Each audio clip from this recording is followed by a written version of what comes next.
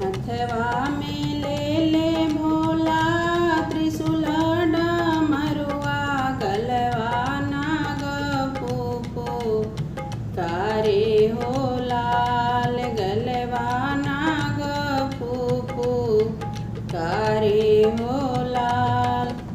सुन के लोटकिया में गंगा जल पनिया जलवा ढारत डरवा लागे हो लाल जलवा ढारत डरवा लागे हो लाल।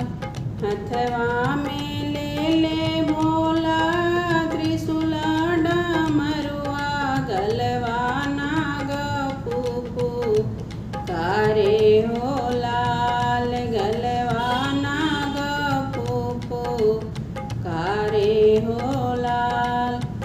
सुन के थरियावा में अछत चंदन चढ़ावत डरवा लागे हो लाल चढ़ावत डरवा लागे हो लाल।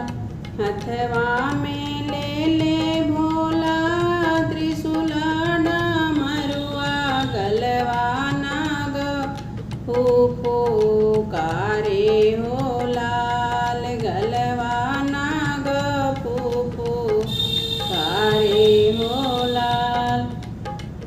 बेल के पतैया पर राम नाम लिखानी चढ़ावत डरवा लागे हो लाल चढ़ावत डरवा लागे हो